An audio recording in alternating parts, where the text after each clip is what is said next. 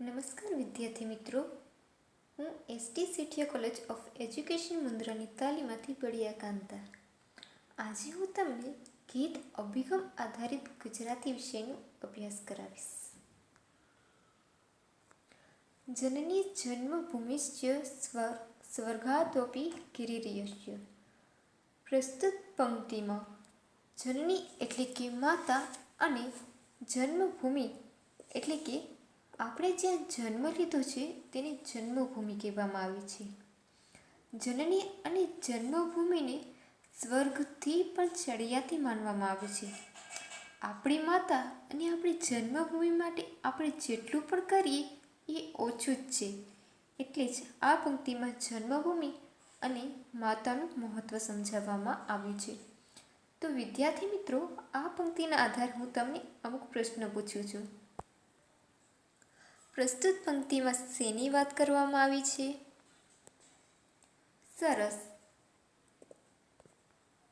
પ્રસ્તુત પંક્તિમાં જનની અને જન્મભૂમિની વાત કરવામાં આવી છે.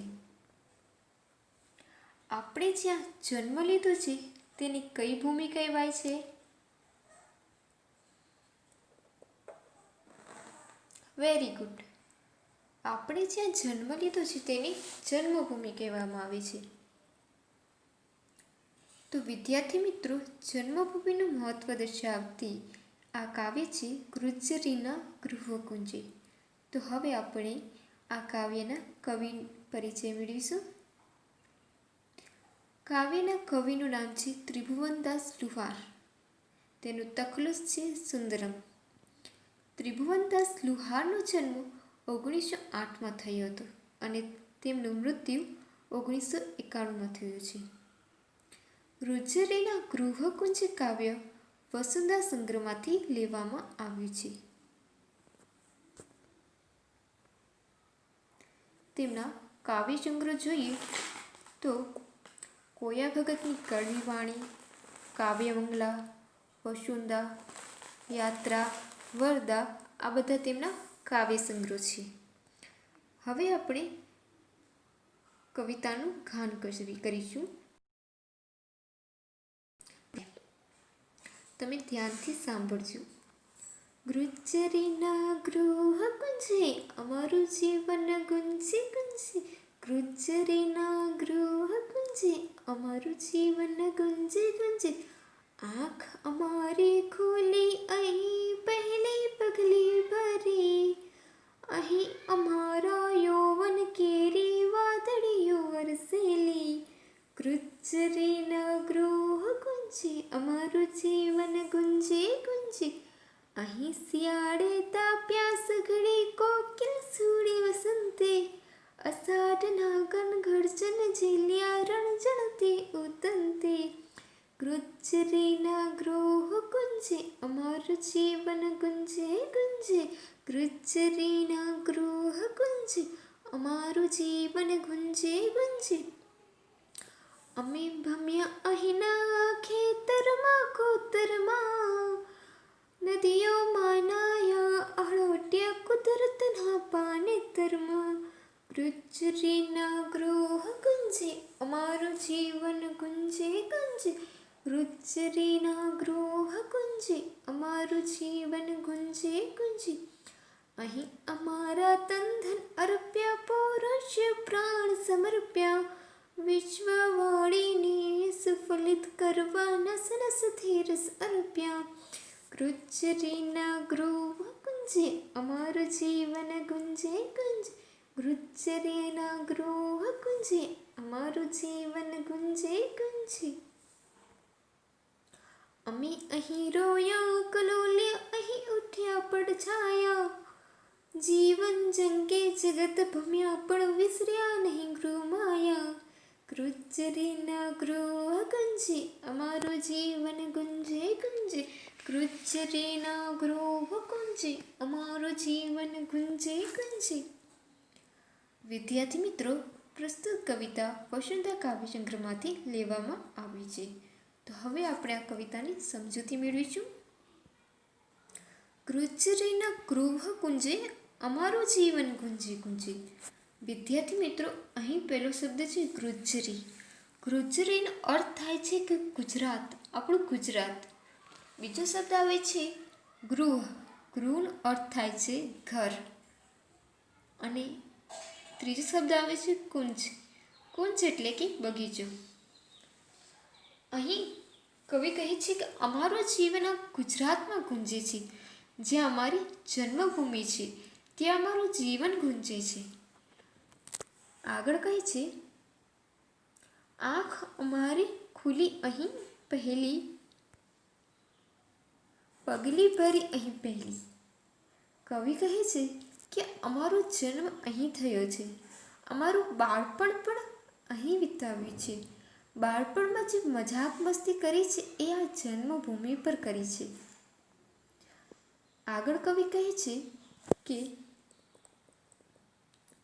અહીં અમારા યૌવન કેરી વાદળીઓ વરસેલી, એટલે કે જેવી રીતે વાદળીઓ વરસે છે એવી જ રીતે અમારું બાળપણ અને યુવાની પણ આ જન્મભૂમિ પર જ વીતી છે. આગળ કવિ કહે છે કે અહીં શિયાળે તાપ્યા સગડી,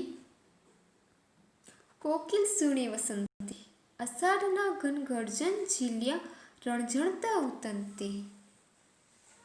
આ પંક્તિઓમાં કવિ કહેવા માંગે છે કે શિયાળામાં અમે સગડી સળગાવીને તાપણા કર્યા છે, જે અમે આ જન્મભૂમિ પર કર્યા છે. વસંત ઋતુમાં પણ અહીંયા જ માણી છે.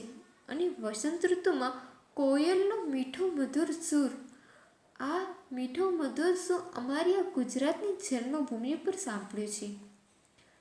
આગળ કહે છે કે જ્યારે વાદળો ગરજતા હોય અને વરસાદ વરસતો હોય તેનો અનુભવ પણ અમારા હૃદયમાં જન્મભૂમિમાંથી મેળવેલો છે.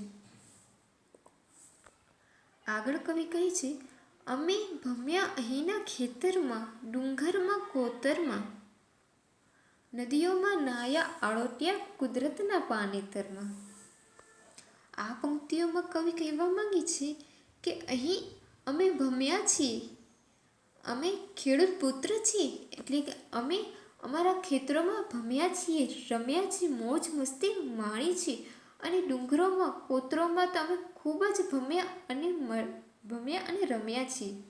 આગળ કહે છે કે અમે અમારી નદીઓમાં, અમે અમારી જન્મભૂમિની જે નદીઓ છે એ નદીઓમાં અમે નાહ્યા છીએ, ત્યાં ખૂબ જ ધીંગા મસ્તી કરી છે. અને કુદરતી પાનેતરમાં અમે આડોટ્યા છીએ, એટલે કે પ્રકૃતિની ગોદમાં અમે ખૂબ જ મોજ મસ્તી કરી છે, ખૂબ જ રમ્યા છીએ, ભમ્યા છીએ. આગળ કહે છે કે અહીં અમારા તન ધન અર્પ્યા, પૌરોષ્ય પ્રાણ સમર્પ્યા, વિશ્વવાળીને સુફલિત કરવા નસ નસથી રસ અર્પ્યા.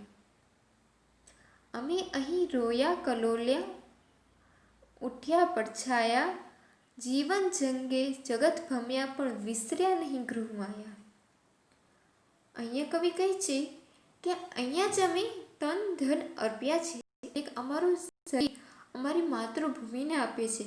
અને અમારી આર્થિક પ્રવૃત્તિઓ પણ અમારી જન્મભૂમિ ઉપર જ કરી છે, એટલે કે અમારું તન ધન આ જન્મભૂમિને જ અર્પણ છે.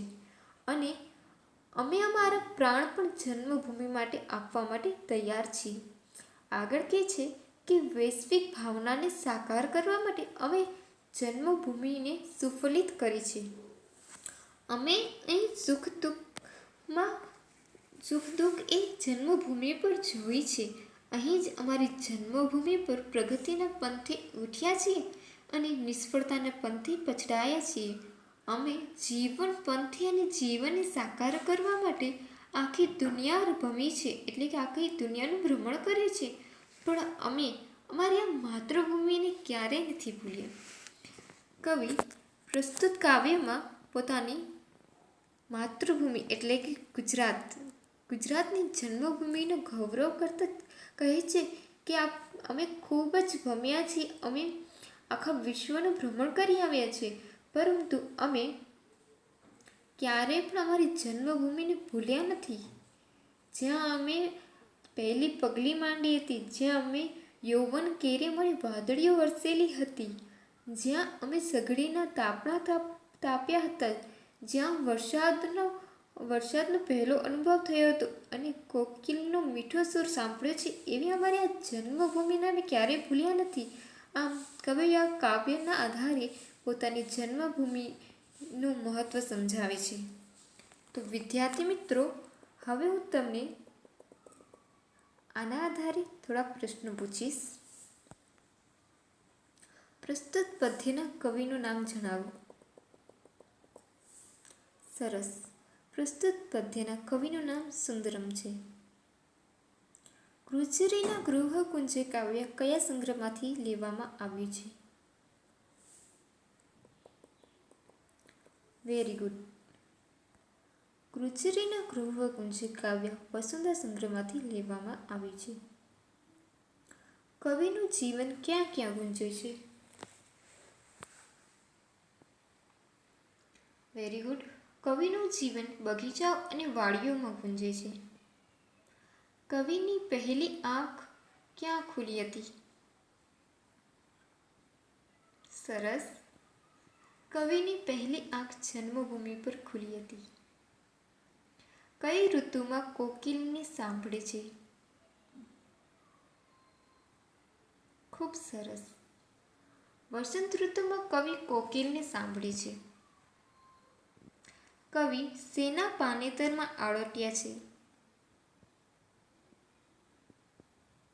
સાચો જવાબ છે. કવિ કુદરતના પાનેતરમાં આળોટ્યા છે. કવિ હજી કોને નથી વિસર્યા? સરસ. કવિ હજી ગૃહમાયાને નથી વિસર્યા. વિદ્યાર્થી મિત્રો, હવે આ મૂલ્યાંકન કસોટીના આધારે તમને થોડા પ્રશ્નો પૂછવામાં આવે છે અને તમારી કસોટી લેવામાં આવે છે. પ્રશ્ન 1. નીચેના પ્રશ્નોના જવાબ એક વાક્યમાં આપો. જેમાં 1. કવિનું જીવન ક્યાં ક્યાં ગુંજે છે? 2. કઈ ઋતુમાં કવિ કોકિલને સાંભળે છે? 3. કવિ હજી કોને નથી વિસર્યા? પ્રશ્ન 2. નીચે આપેલા સમાનાર્થી શબ્દો જણાવો. પહેલો ગુર્જરી, બીજો શબ્દ છે ગૃહ, ત્રીજો શબ્દ છે કુંજ.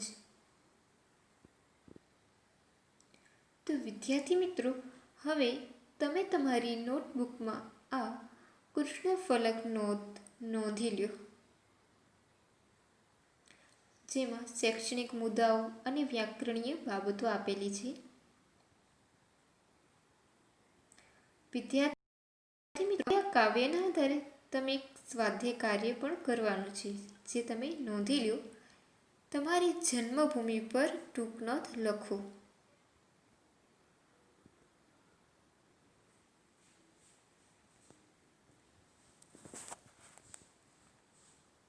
થેન્ક યુ વિદ્યાર્થી મિત્રો.